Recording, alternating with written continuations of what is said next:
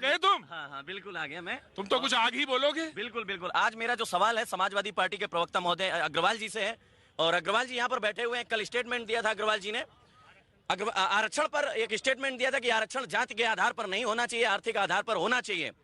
क्या आप आज भी अभी भी क्या उस स्टेटमेंट पे कायम हो? पहला सवाल। दूसरा सवाल, अगर नहीं, मैं सिर्फ इसलिए पूछ रहा हूं, क्या अन्य पार्टी के नेताओं की तरह ये हवाबाजी तो नहीं थी आपकी?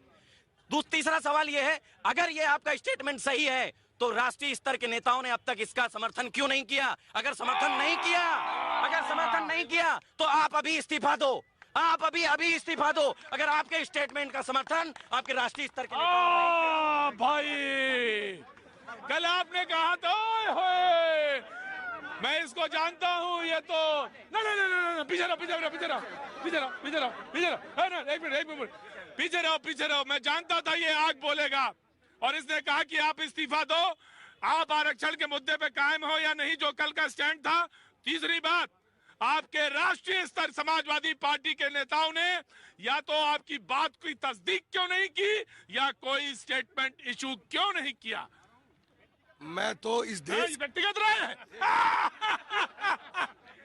मैं इस देश के मजलूमों, गरीबों, जो बेचारे पिछड़े दलित लोग हैं, उनका पीछे वर्षों से दुख देख रहा हूं इस आरक्षण से।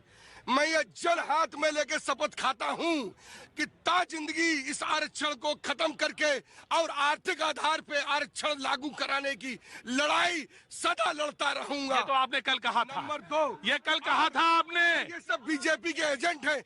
मैं इनसे पूछना चाहता हूं कि इसमें हमारे प्रधानमंत्री जो हमारे इस देश के मालिक हैं। ये गलत शब्द का इस्तेमाल मत करिए। नहीं, आप गलत शब्द का इस्तेमाल मत करिए। आप अपनी बात कहिए, किसी को एजेंट कहने का आपको कोई अधिकार नहीं है, पहली बात। दूसरी बात ये कि आपकी पार्टी की तरफ से जो सवाल उसने पूछा, आप किसी को एजेंट मत कहिए। उसने कहा कि आपकी पार्टी की तरफ से क्लैरिफिकेशन क्यों नहीं आया समाजवादी पार्टी